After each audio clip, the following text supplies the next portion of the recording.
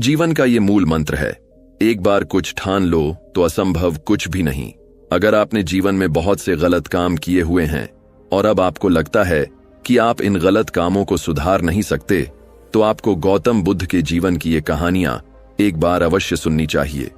तो चलिए कहानी की शुरुआत करते हैं। एक दिन एक व्यक्ति बुद्ध के पास पहुंचा। वह बहुत अधिक तनाव में था। अनेक प्रश्न उसके दिमाग में घूम रहे थे और उसे परेशान कर रहे थे, जैसे आत्मा क्या है, आदमी मृत्यु के बाद कहां जाता है, सृष्टि का निर्माता कौन है, स्वर्ग नरक की अवधारणा कहां तक सच है और ईश्वर है या नहीं। उसे इन प्रश्नों के उत्तर नहीं मिल रहे थे। जब वह बुद्ध के पास पहुंचा तो उसने देखा कि बुद्ध को कई लोग घेर कर बैठे हैं। बुद्ध उन सभी के प्रश्नों का समाधान अत्यंत सहज भाव से कर रहे हैं। काफी देर तक यह क्रम चलता रहा, किंतु बुद्ध धैर्यपूर्वक हर एक को संतुष्ट करते रहे। बेचारा व्यक्ति वहां का हाल देखकर परेशान हो गया। उसने सोचा कि दुनियादारी के मामलों में घुसने से क्या लाभ। बुद्ध का व्यवहार देखकर तो ऐसा लग रहा था मानो इन लोगों का दुख उनका अपना दुख है। आखिर उस व्यक्ति ने पूछ ही लिया, महाराज, आपको इन सांसारिक बात से क्या लेना देना? बुद्ध बोले, मैं ज्ञानी नहीं हूं, मैं इंसान हूं। वैसे भी वह ज्ञान किस काम का जो इतना अहंकारी और आत्मकेंद्रित हो कि अपने अतिरिक्त दूसरे की चिंता ही ना कर सके। ऐसा ज्ञान तो अज्ञान से भी बुरा है। बुद्ध की बातें सुनकर व्यक्ति की उलझन दूर हो गई। उस दिन से उसकी सोच और आचरण दोनों बदल गए। कथा का सार यह है कि ज्ञान तभी सार्थक होता है जब वह लोक कल्याण में संलग्न हो। प्राचीन समय की बात है, एक किसान बुद्ध के पास आया और बोला, गुरुजी, मैं एक साधारण किसान हूं। बीज बोकर, हल चलाकर अनाज उत्पन्न करता हूं और फिर उसे बेचकर अपना जीवन व्यापन करता हूं, किंतु इससे मेरे मन को तसल्ली नहीं मिलती। मैं कुछ ऐसा करना चाहता हूं जिससे मेरे खेत में अमृतत्व के फल उत्पन्न हो। आप मुझे मार्गदर्शन दीजिए जिससे मेरे खेत में अमृतत्व के फल उत्पन्न होने लगे। ये बात सुनकर बुद्ध मुस्कुराकर बोले, भले व्यक्ति, तुम्हें अमृतत्व के फल तो अवश्य मिल सकते हैं, किंतु इसके लिए तुम्हें खेत में बीज न बोकर अपने मन में बीज बोने होंगे। यह सुनकर किसान हैरान हो गया और कहा, प्रभु, आप यह क्या कह रहे हैं? भला मन के बीज बोकर भी फल प्राप्त हो सकते हैं? बुद्ध बोले, बिल्कुल हो सकते हैं, और इन बीजों से तुम्हें जो फल प्राप्त होंगे वे साधारण ना होकर अद्भुत होंगे, जो तुम्हारे जीवन को भी सफल बनाएंगे और तुम्हें नेकी की राह दिखाएंगे। किसान ने कहा, प्रभु, तब तो मुझे अवश्य बताइए कि मैं मन में बीज कैसे बो सकता हूं। बुद्ध बोले, तुम मन में विश्वास के बीज बोकर विवेक का हल चलाओ, ज्ञान के जल से उसे सींचो और उसमें नम्रता का प्रेम उसमें उत्पन्न करो। इससे तुम्हें अमृतत्व का फल प्राप्त होगा। उसे खाकर तुम्हारे सारे दुख दूर हो जाएंगे और तुम्हें असीम शांति का अनुभव होगा। बुद्ध से अमृतत्व के फल की प्राप्ति की बात सुनकर किसान की आंखें खुल गईं। वह समझ गया कि अमृतत्व का फल सद्विचारों के द्वारा ही प्राप्त किया जा सकता है। एक बार बुद्ध से जवान बालक ने बुद्ध से पूछा, भगवान, आपने आज तक यह नहीं बताया कि मृत्यु के उपरांत क्या होता है। उसकी बात सुनकर बुद्ध मुस्कुराए। फिर उन्होंने उससे पूछा, पहले मेरी एक बात का जवाब दो। अगर कोई व्यक्ति कहीं जा रहा हो और अचानक कहीं से आकर उसके शरीर में एक विष बुझा बाण घुस जाए तो उसे क्या करना चाहिए? पहले शरीर में घुसे बाण को हटाना ठीक रहेगा या फिर देखना कि बाण किधर से आया है? उस बालक ने कहा, पहले तो शरीर में घुसे बाण को तुरंत निकालना चाहिए, अन्यथा विष पूरे शरीर में फैल जाएगा। बुद्ध ने कहा, बिल्कुल ठीक कहा तुमने। अब यह बताओ कि पहले इस जीवन के दुखों के निवारण का उपाय किया जाए या मृत्यु की बाद की बातों के बारे में सोचा जाए? बालक अब समझ चुका था और उसकी जिज्ञासा शांत हो गई है। एक बार भगवान बुद्ध अपने अनुयायियों के साथ किसी गांव में उपदेश देने जा रहे थे। उस गांव के मार्ग में उन लोगों को जगह जगह बहुत सारे अवट खुदे हुए मिले। बुद्ध के एक शिष्य ने उन अवट को देखकर जिज्ञासा प्रकट की, आखिर इस तरह के अवट खुदे होने का तात्पर्य क्या है? बुद्ध बोले, पानी की तलाश में किसी व्यक्ति ने इतने अवट खोदे हैं। यदि वह धैर्यपूर्वक एक ही स्थान पर कुआं खोदता तो उसे पानी अवश्य मिल जाता, पर वह कुछ देर अवट खोदता और पानी न मिलने पर दूसरा अवट खोदना शुरू कर देता। व्यक्ति को परिश्रम करने के साथ धैर्य भी रखना चाहिए।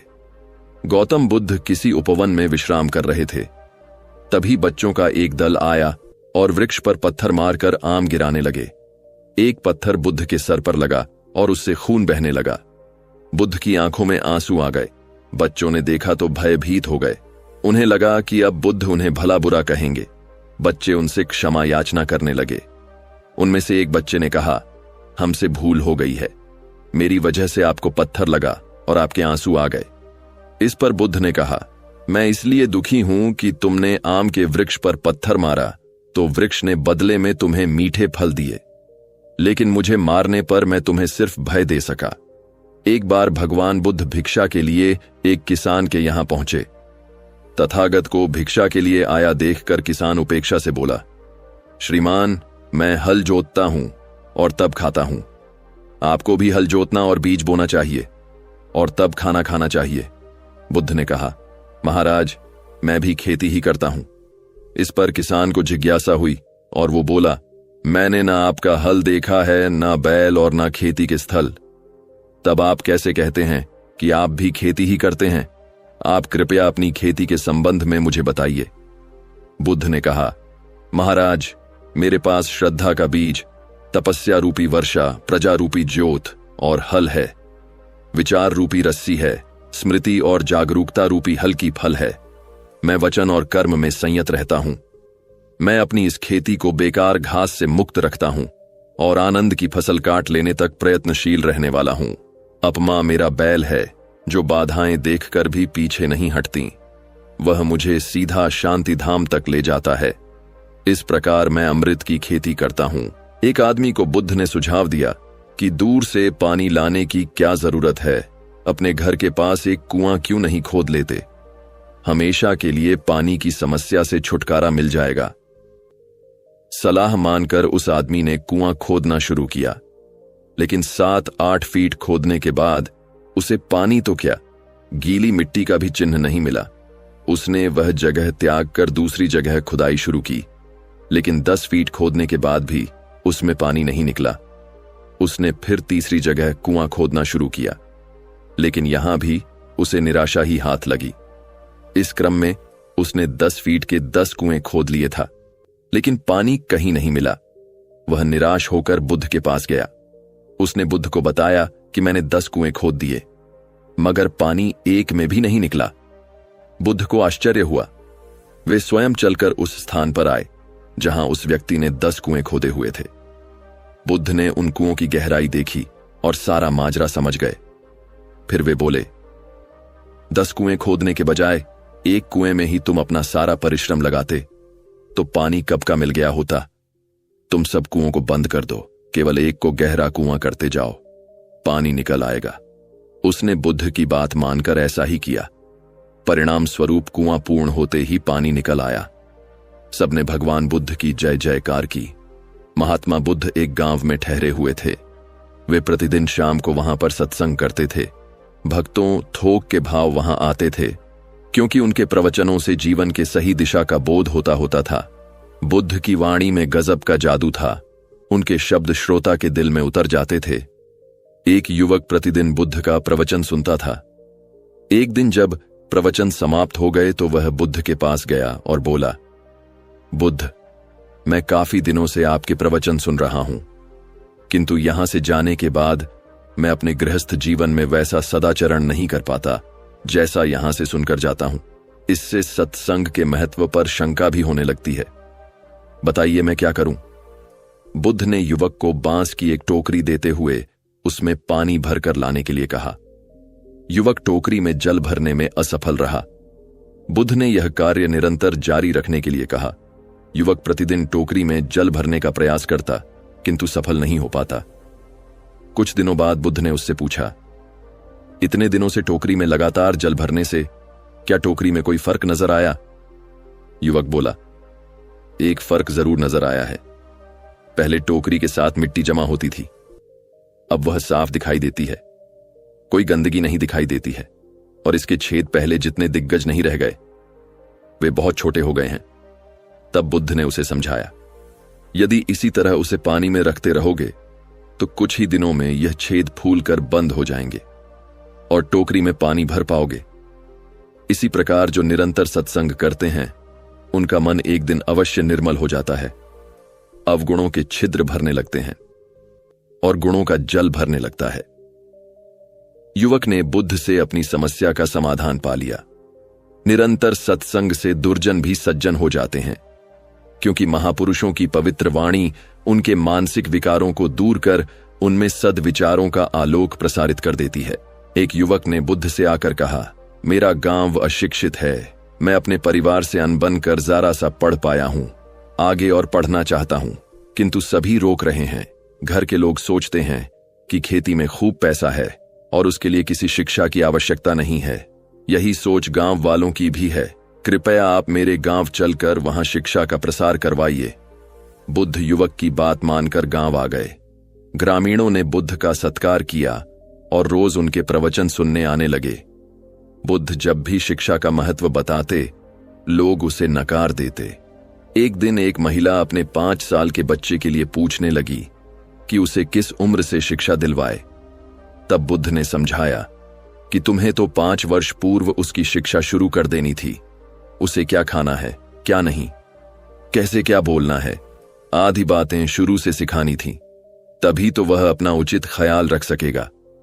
बुद्ध की यह बात महिला सहित सभी ग्रामीणों को समझ में आ गया। उन्होंने अपने बच्चों को विद्यालय भेजना शुरू किया। यह समय वर्षा का था। युवक ने लोगों को जल संग्रहण की तकनीक बताई। अधिकांश ने उपहास किया, किंतु युवक अपना काम करता रहा। बुद्ध का सहयोग प्राप्त था, इसलिए किसी ने उसका खुलकर विरोध नहीं किया।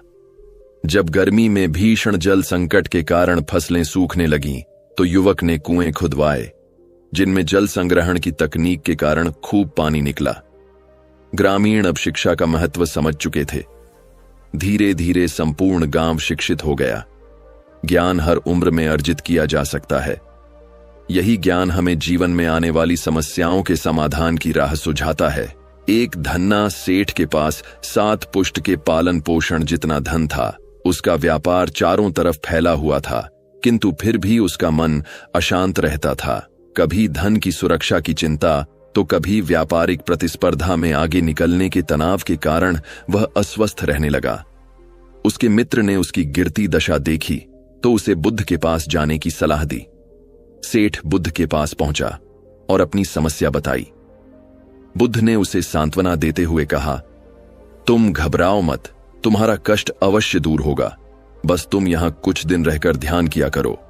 बुद्ध के कहे अनुसार सेठ ने रोज ध्यान करना शुरू कर दिया, किंतु सेठ का मन ध्यान में नहीं लगा।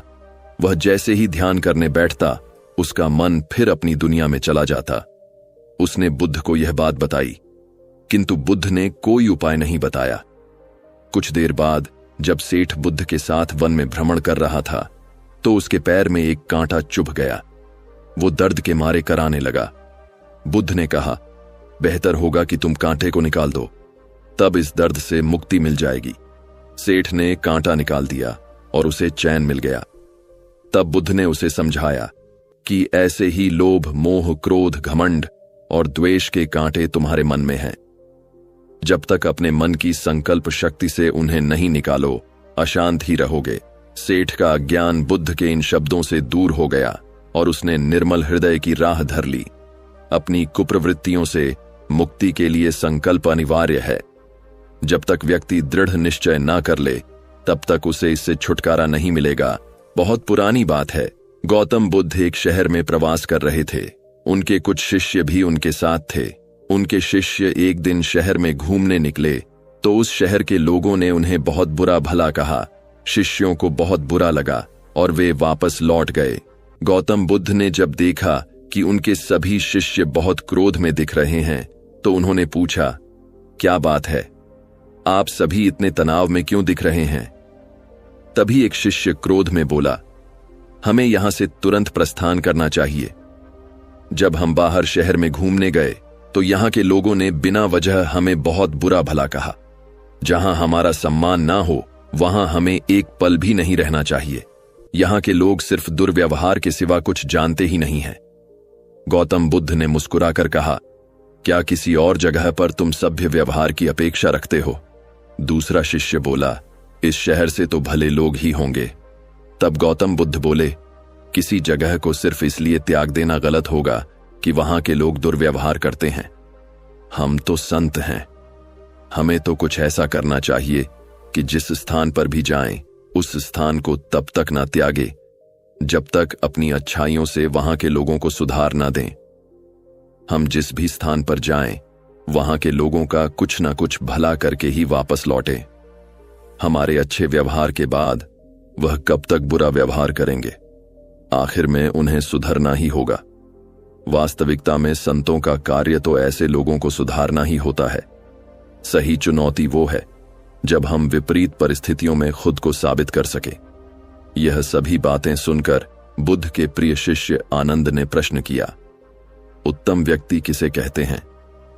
इस पर बुद्ध ने जवाब दिया, जिस प्रकार युद्ध में बढ़ता हुआ हाथी चारों तरफ के तीर सहते हुए भी आगे बढ़ता जाता है, ठीक उसी तरह उत्तम व्यक्ति भी दूसरों के अपशब्दों को सहते हुए अपना कार्य करता रहता है।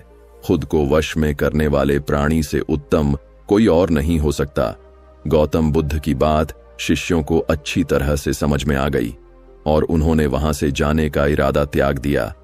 आम्रपाली बौद्ध काल में वैशाली की प्रसिद्ध नृत्यांगना थी। इनका एक नाम अम्बपाली या अम्बपालिका भी है। आम्रपाली अत्यंत सुंदर थी और कहते हैं कि जो भी उसे एक बार देख लेता था वह उस पर मुग्ध हो जाता था। अजात शत्रु उसके प्रेमियों में था और उस समय के उपलब्ध साहित्य में अजात शत्रु के पिता बिंबिसार को भी गुप्त रूप से उसका प्रणय अर्थी बताया गया है। आम्रपाली को लेकर भारतीय भाषाओं में बहुत से काव्य, नाटक और उपन्यास लिखे गए हैं। एक बार की बात है, महात्मा बुद्ध अपने शिष्यों के साथ घूमते हुए वैशाली नगरी में पहुंचे। वैशाली को उस समय 16 महाजनपदों में एक महत्वपूर्ण जनपद माना जाता था, जिसकी ख्याति दूर दूर तक फैली हुई थी। यह नगरी परम वैभवशाली और हर तरफ से संपन्न थी। महात्मा बुद्ध के आने की बात पूरे नगर में फैलते देर न लगी। जिसे जब पता चलता वह तभी उनसे मिलने पहुंच जाता और उनके उपदेश सुनकर खुद को भाग्यशाली समझता। बुद्ध का चरित्र ही ऐसा प्रभावशाली था कि उनसे प्रभावित हुए बिना कोई नहीं रह सका। उस नगर की गणिका और राजनर्तकी आम्रपाली को भी बुद्ध से मिलने की इच्छा थी। वह खुद महात्मा बुद्ध के पास चलकर आई और उन्हें अपने घर भोजन के लिए आमंत्रित किया। उसने इतने सरल और प्रेम भाव से बुद्ध से विनती की कि बुद्ध मना नहीं कर सके। जब यह बात उनके शिष्यों को पता चली तो सबने इसका विरोध किया। महात्मा बुद्ध ने बहुत सरलता से अपने शिष्यों से कहा, मैंने तो उसकी प्रेम भावना देखी है। उसने जिस भावना से मुझे बुलाया है वह बिल्कुल पवित्र और निश्चल था। वह आज मुझसे मिलने एक गणिका बनकर नहीं बल्कि एक भक्ति भाव से आई थी। फिर भला मैं कैसे उसका आमंत्रण स्वीकार न करता, वह चाहे एक वेश्या हो या फिर कोई सन्यासी। यथा समय बुद्ध आम्रपाली के घर भोजन के लिए गए। वह पहले से ही भोजन की सारी व्यवस्था करके भगवान बुद्ध के आने की राह देख रही थी। मन में यह विचार भी आ रहा था कि कहीं बुद्ध अपनी बात से मुकर न जाए। इतने महत्वपूर्ण सन्यासी भला क्यों एक वेश्या के बुलाने पर उसके घर आकर भोजन करेंगे। परंतु जैसे ही आम्रपाली ने बुद्ध को अपने घर आते देखा, उसकी प्रसन्नता का ठिकाना न रहा। वह भागकर दरवाजे पर गई और उनका स्वागत किया। खुद अपने हाथों से भोजन परोसा और उनकी आगत की। महात्मा बुद्ध के शिष्यों ने, जो उनके साथ आए थे, जब एक वेश्या को, जिसके कदमों में खुद सम्राट बिंबिसार से लेकर अजात शत्रु थे, पूरी वैशाली जिसके एक झलक पाने के लिए तरसती थी, उसे एक सन्यासी के लिए व्यवहार करते देखा, तो बुद्ध के शिष्यों के मन में अपने गुरु के लिए सम्मान और ज्यादा बढ़ गया। आम्रपाली ने महात्मा बुद्ध के व्यक्तित्व के बारे में जैसा सुना था, उनसे मिलने के बाद वह उनसे उससे ज्यादा प्रभावित हुई और उसी समय वह बुद्ध की शरण में चली गई।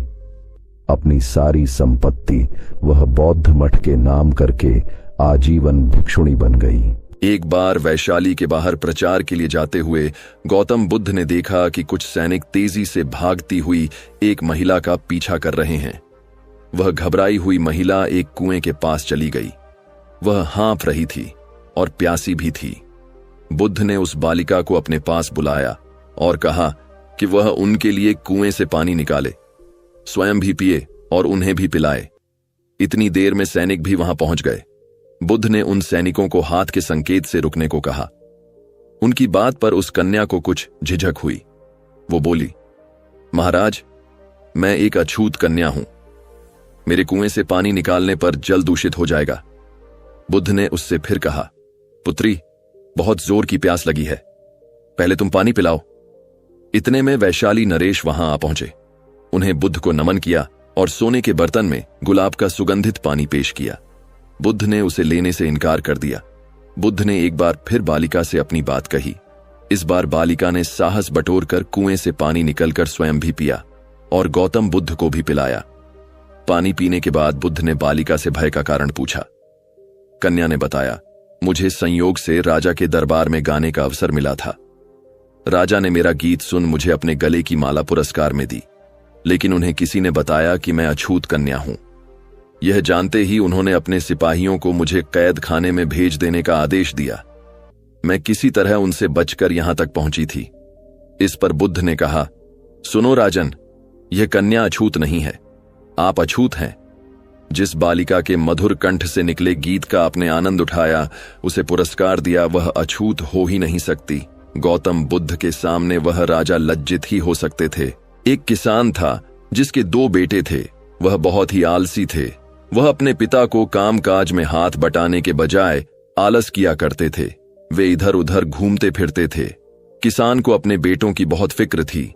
वह सोचते थे कि मेरे मरने के बाद इनका क्या होगा, ये अपना पेट कैसे भरेंगे, अपने परिवार को कैसे संभाल पाएंगे। एक दिन किसान की हालत बहुत ही गंभीर थी। कहने का मतलब, किसान मरने की हालत में था। तभी किसान ने अपने दोनों बेटों को बुलाकर उनसे कहा कि हमारे खेत में एक खजाना है, लेकिन वह किस जगह है उसकी जानकारी मुझे भी नहीं है, लेकिन खोदने के बाद तुम्हें वह खजाना मिल जाएगा। इतना कहकर किसान भगवान को प्यारे हो गए। खजाने की खबर सुनकर दोनों बेटों के मन में लालच आ गया और वह दोनों खेत पर चले गए और खेत को खोदने लगे। खजाने के लालच में कुछ ही दिनों में पूरे खेत को खोदने के बाद वह घर जाकर बैठ गए और वह अपने पिता को कोसने लगे। इसी तरह कुछ महीने बीत गए और वर्षा ऋतु का आगमन हुआ। किसान के बेटों के पास पेट भरने के लिए सिर्फ एक ही जरिया था, वह थी खेती। तब बाकी किसानों की तरह किसान के बेटों ने खेत में बीज बोने शुरू कर दिए। वर्षा का पानी पाकर वह बीज अंकुरित हुए और देखते ही देखते खेत लहराने लगे। ऐसा लग रहा था कि हवा के झोंके से लहरा रहे थे। यह देखकर किसान के बेटे बहुत खुश हो गए। उनको समझ आ गया कि परिश्रम ही सच्चा धन होता है और वह उसी तरह से अपने पिता के शब्दों का मोल भी समझ गए और अपने कामकाज में लग गए। यही कहानी आज हम सबकी भी है। मित्रों, किसी वृक्ष की तरह हमारे माता पिता भी होते हैं। जब हम छोटे होते हैं तो उनके छाव में जवान होते हैं और जवान होकर उन्हें त्याग कर चले जाते हैं और तभी वापस आते हैं जब हमें कोई जरूरत होती है। धीरे धीरे ऐसे ही जीवन बीत जाता है। हमें वृक्ष रूपी माता पिता की सेवा करनी चाहिए, ना कि सिर्फ उनसे फायदा लेना चाहिए। इस कहानी में हमें दिखाई देता है कि उस वृक्ष के लिए वह बच्चा बहुत महत्वपूर्ण था और वह बच्चा बार बार जरूरत के अनुसार उस सेब के वृक्ष का उपयोग करता था। यह सब जानते हुए भी कि वह उसका केवल उपयोग ही कर रहा है, इसी तरह आजकल हम भी हमारे माता पिता का जरूरत के अनुसार उपयोग करते हैं और जवान होने पर उन्हें भूल जाते हैं।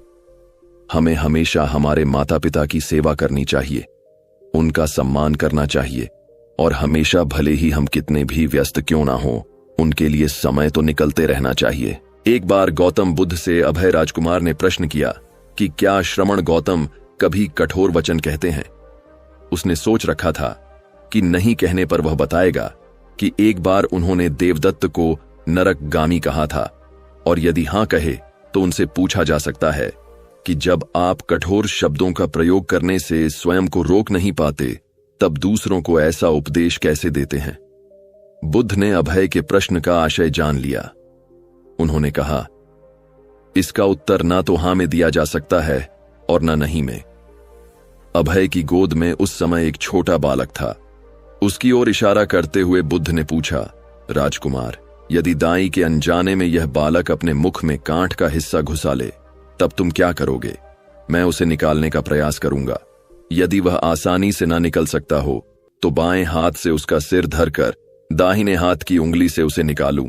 यदि खून निकलने लगे तो भी मेरा यही प्रयास रहेगा कि वह काट का हिस्सा किसी न किसी तरह बाहर निकला आए। ऐसा क्यों? इसलिए कि भंते, इसके प्रति मेरे मन में अनुकंपा है। ठीक इसी तरह तथागत जिस वचन के बारे में जानते हैं कि यह मिथ्या या अनर्थकारी है और उससे दूसरों के हृदय को ठेस पहुंचती है, तब उसका वे कभी उच्चारण नहीं करते। पर इसी तरह जो वचन उन्हें सत्य और हितकारी प्रतीत होते हैं तथा दूसरों को प्रिय लगते हैं, उनका वे सदैव उच्चारण करते हैं। इसका कारण यही है कि तथागत के मन में सभी प्राणियों के प्रति अनुकंपा है। एक व्यक्ति की 3 साल की बेटी थी।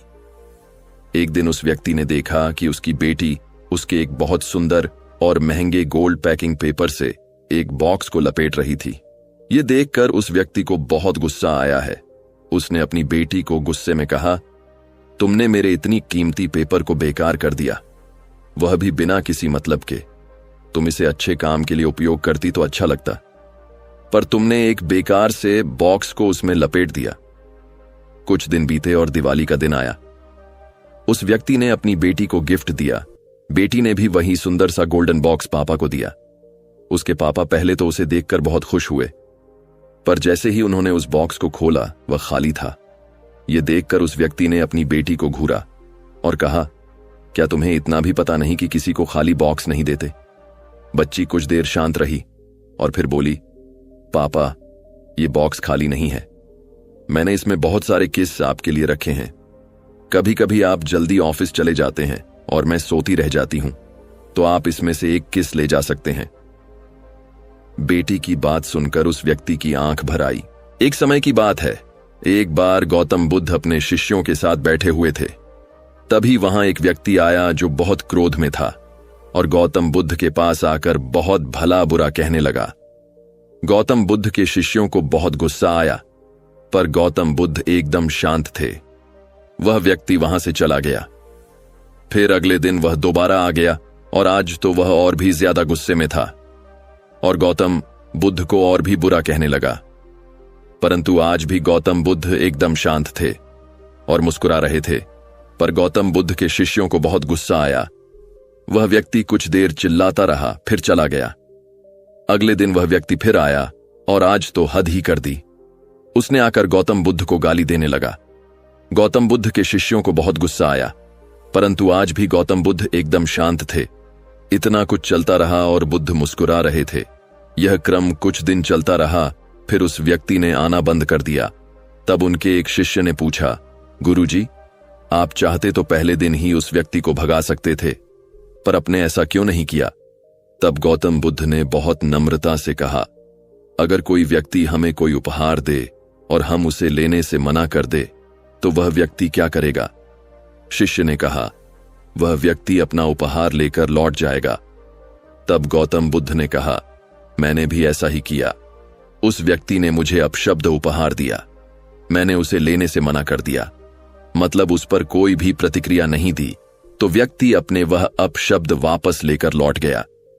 एक गांव में एक व्यक्ति रहता था। उसके घर की आर्थिक स्थिति ठीक नहीं थी। उसके मन में विचार आया कि किसी दिग्गज शहर में जाकर वह नौकरी करे। वह कलकत्ता गया और नौकरी ढूंढने लगा। बहुत खोज के बाद उसे एक सेठ के घर में नौकरी मिल गई। नौकरी 6 आने रोज की थी। सेठ को रोज 6 घंटे अखबार और किताब पढ़कर सुनाना होगा। व्यक्ति को नौकरी की जरूरत थी तो उसने वह नौकरी स्वीकार कर ली। एक दिन की बात है, उस व्यक्ति को दुकान के कोने में 100 के 8 नोट मिले। उसने चुपचाप उन्हें अखबार और किताबों से ढक दिया। दूसरे दिन रुपयों की खोजबीन हुई। व्यक्ति सुबह जब दुकान पर आया तो उससे पूछा गया। उसने तुरंत ही प्रसन्नता से रुपए निकालकर ग्राहक को दे दिए। वह बहुत ही खुश हुआ। उस व्यक्ति के ईमानदारी से सबको बहुत प्रसन्नता हुई। सेठ भी उससे बहुत खुश हुआ। सेठ ने व्यक्ति को पुरस्कार देना चाहा तो उसने लेने से मना कर दिया। एक बौद्ध भिक्षु अपने बौद्ध धर्म का प्रचार करने के लिए एक गांव में पहुंचे। लोग उनका बहुत आदर करते थे।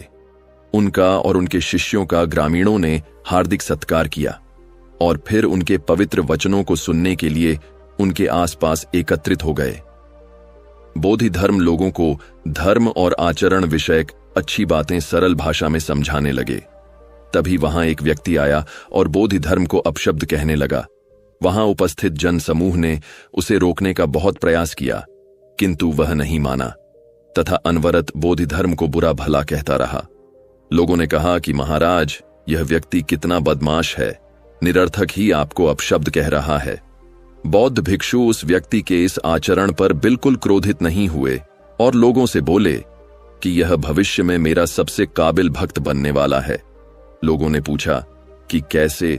बौद्ध भिक्षु ने उत्तर दिया कि कोई कुम्हार के यहां घड़ा लेने जाता है तो घड़े को बजाकर देखा जाता है कि वह फूटा हुआ तो नहीं है।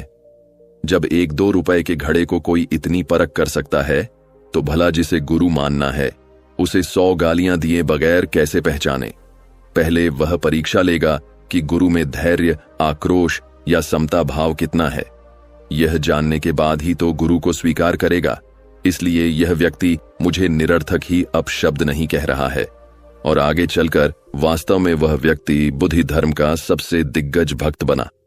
किसी को शिक्षा देने से पूर्व स्वयं का आचरण भी तदनुसार होता तभी स्वीकारी जाती है, जबकि उसमें सदाचरण के सभी लक्षण मौजूद हों। बुद्ध अपने साधना काल में एक निर्जन स्थान पर ध्यान मग्न बैठे थे। इसी स्थान पर एक यक्ष का वास था। यह बात बुद्ध को पता नहीं थी। वे तो वहां पहुंचे और शांत वातावरण देखकर ध्यान मग्न हो गए। उस समय यक्ष वहां पर नहीं था। रात होने पर जब वह आया तो उस स्थान पर एक अनजान व्यक्ति को देखकर आग बबूला हो गया। बहुत जोर से वह चिल्लाया, किंतु बुद्ध का ध्यान भंग नहीं हुआ। यक्ष ने उन्हें हाथी का रूप धारण कर भयभीत चाहा, किंतु बुद्ध यथावत ध्यान मग्न बैठे रहे। उसने बुद्ध को भयभीत करने के लिए क्रमशः शेर, चीता, बाघ आदि का रूप धारण किया, किंतु बुद्ध अविचल ही बने रहे। अंत में उसने भयंकर विषधर का रूप धारण कर उनके पैर के अंगूठे को काट लिया, किंतु बुद्ध पर उसके विष का भी कोई असर नहीं हुआ। वे अब भी अप्रभावित रहे। विषधर उनके शरीर पर चढ़ गया और उनके गले से लिपटकर उन्हें जोरों से काट लिया, लेकिन इतने प्रयासों के बावजूद भी बुद्ध की साधना को भंग नहीं कर पाया। थक कर नीचे उतर आया और उनसे कुछ कदमों की दूरी पर लेटकर अपनी थकान उतारने लगा। ध्यान पूर्ण होने पर बुद्ध ने उसकी तरफ देखा और उसे बहुत स्नेह से दुलारा। उनका निश्चल प्रेम देखकर सर्प का विष अमृत बन गया और यक्ष ने श्रद्धापूर्वक बुद्ध को नमन किया। कहानी का सार यह है कि मन की विष पर एकाग्रता, स्नेह और धैर्य से ही विजय प्राप्त की जा सकता है।